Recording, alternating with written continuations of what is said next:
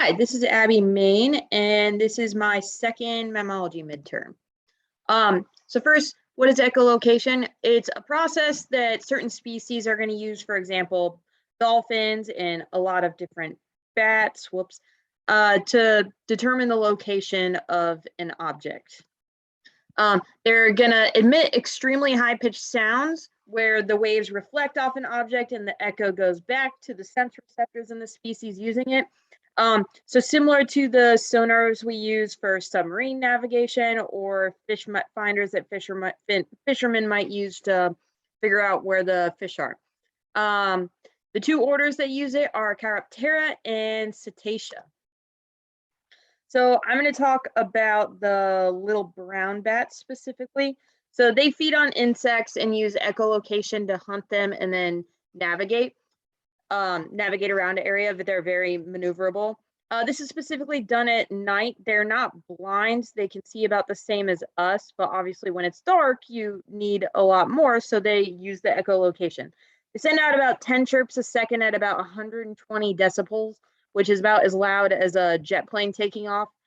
And obviously we can't hear that because it's at too high of a frequency, over 20,000 hertz, so we can't actually hear how loud it was.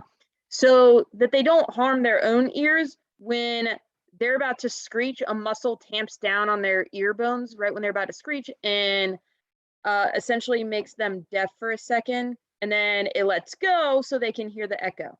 So when the bats hone in on an insect, it begins doing about 200 chirps a second to locate it quicker, since obviously insects like flies, they're very, very fast, so you would need a lot more chirps to figure out exactly where that fly is going. They use the frequency, amplitude, and the time it takes for the echo to return to determine the location and the size of the object, so they can also see how far away they are from something. They'll use higher frequencies in more cluttered habitats and then lower ones in kind of more open, big habitats. All right, so for my species, I picked the marsh deer. Why I picked it, I like cervids a lot. I think they're really cool, but I really am only familiar with North American cervids, even more specifically just ones in the United States. It's pretty cool. It's the largest deer species in South America. They have really large ears and they're mostly red on their body, but they have really, really dark black legs, which make them kind of easy to identify. Unlike other deer, their fawns don't have spots, and hence the name. They live in marshy areas. They like the wetlands.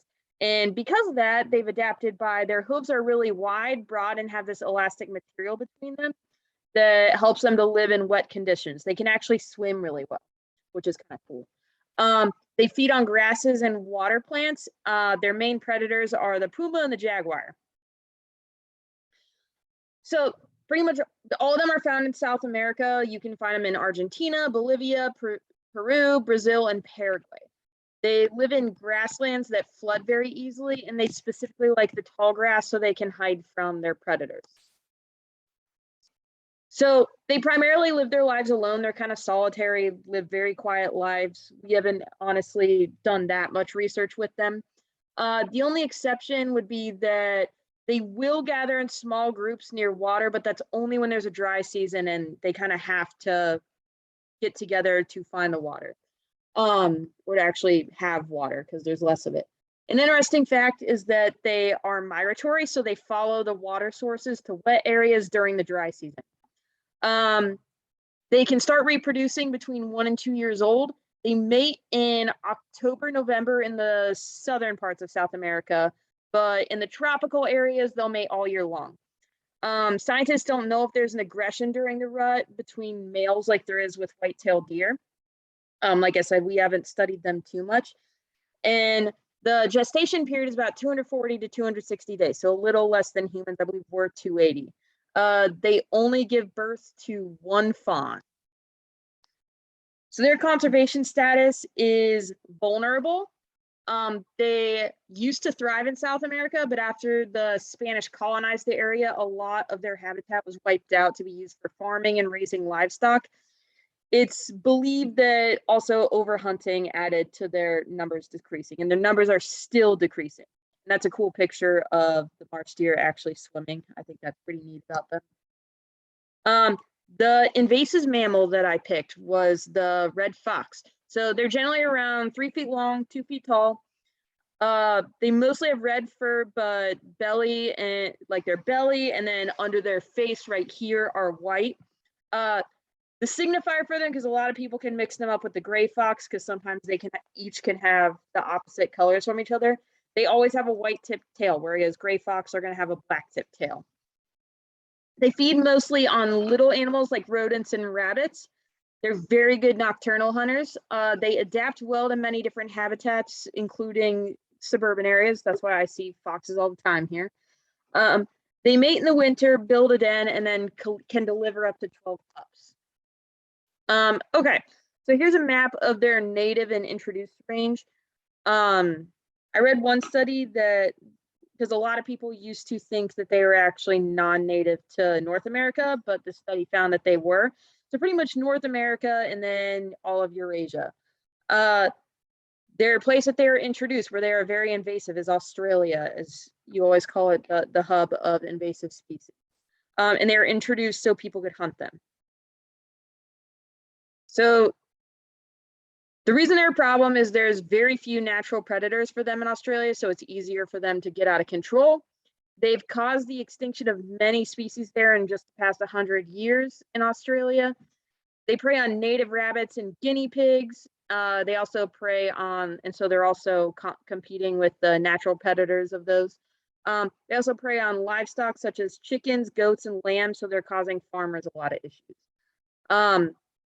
So what is Australia doing? One of the things is they're baiting them with 1080 poison, and then they're also hunting them and trapping them.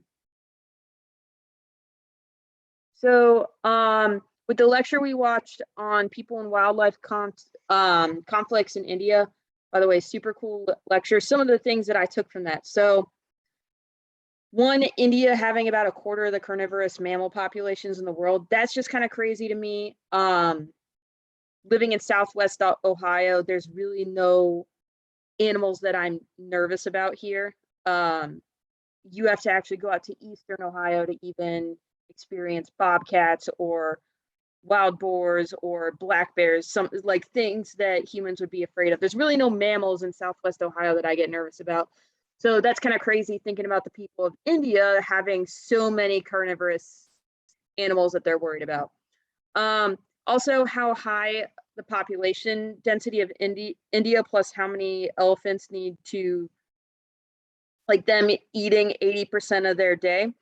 I also had never thought about how, because I think about India, but I'm mainly thinking about how populated it is. I never thought about how when you have a giant human density like that and a giant carnivore density, how that would just like make room for problems. Most of the carnivores here in the United States are in the that people actually get nervous about or out in the western states, and those are not very densely populated, so you don't get too many human wildlife conflicts. So that was interesting to learn about.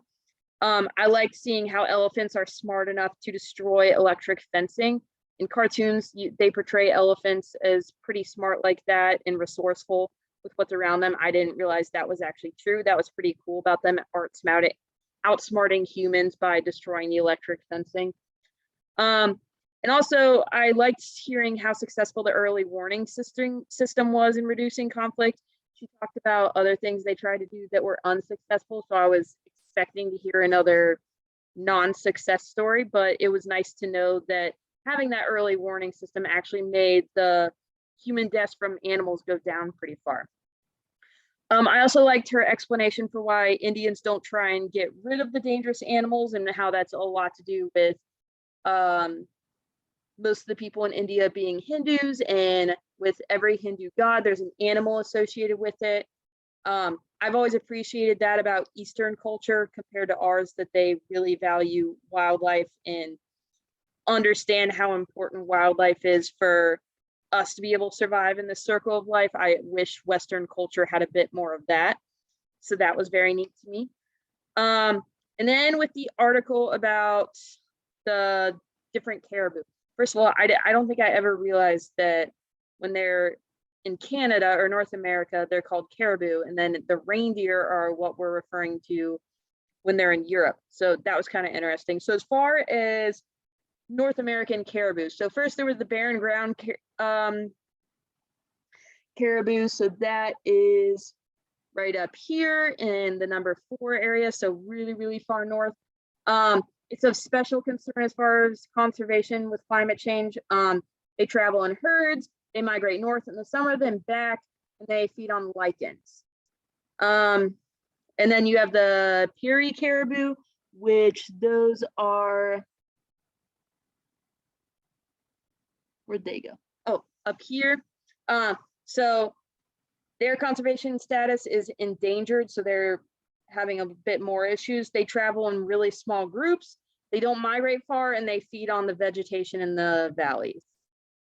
And then the, I guess you could call it the OG caribou, what most of us think of when we think of caribou. That's down here in the more southern parts. It's vulnerable. It doesn't really migrate, lives in very forested areas. It also feeds on lichens, and it doesn't really have any big herds. And then when we go over to Europe, you get the reindeer. So one was the Svalbard reindeer. It's also vulnerable. It pretty much grazes on grasses. It doesn't really migrate, and it's in very small groups. And then pretty much the opposite, you get the OG reindeer, so Tadandus. So it's in forests and more southern areas in Europe. They migrate like about 5,000 kilometers a year.